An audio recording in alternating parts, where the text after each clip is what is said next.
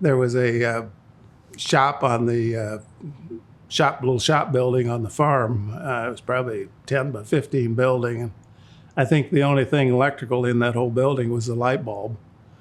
And but I used to putter around in that for hours and hours and hours.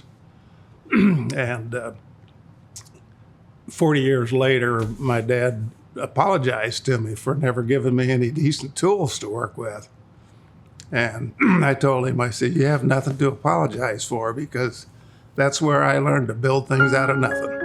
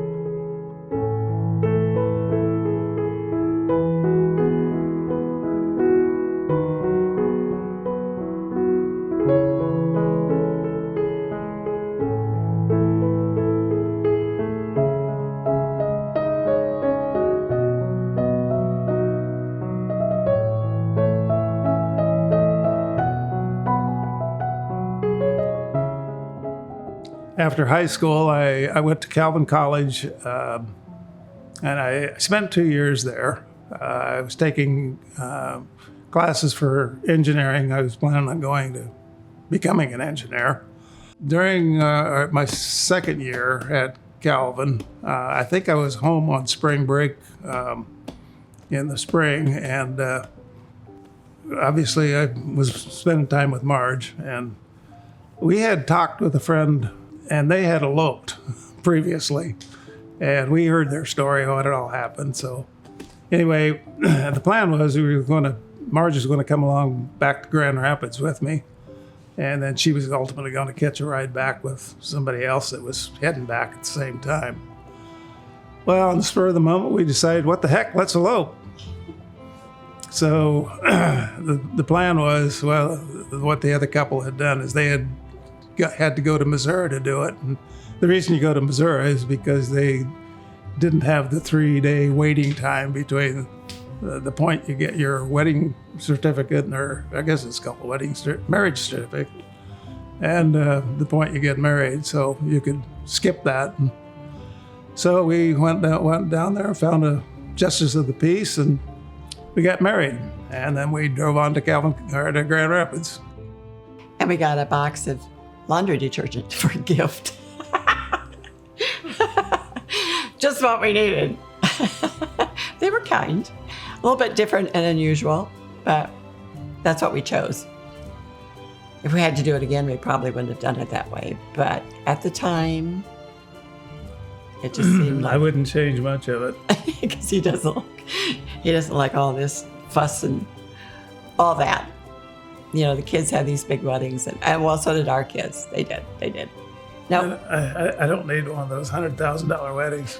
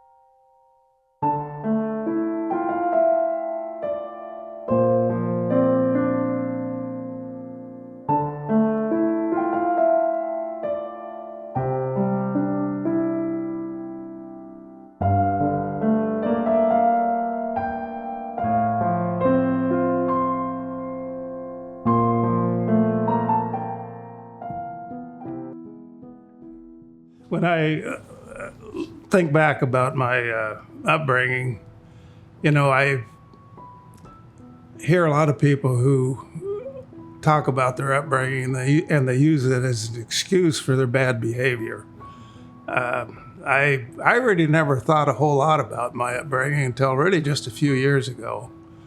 And when I think back about, you know, what transpired, I definitely concluded that it had a real impact on my personality and my characteristic traits. Parents lived through the Depression, and I definitely had a tint of frugalness. I definitely was very private. I was a loner, and I still am today, really. I became very self-reliant, and I'd say I'm very inquisitive. I need to know how things work, and it's not only things mechanical, but it's things of the world, you might say. I research things that most people never think about. That's just the way I'm built. And I bet that's the way I am. I realize I'm very different from a lot of people. In fact, I've often thought to myself that most people are very social and are people persons. I'm a things person, and I don't know if that's something to be proud of or not, but it's never bothered me any. So.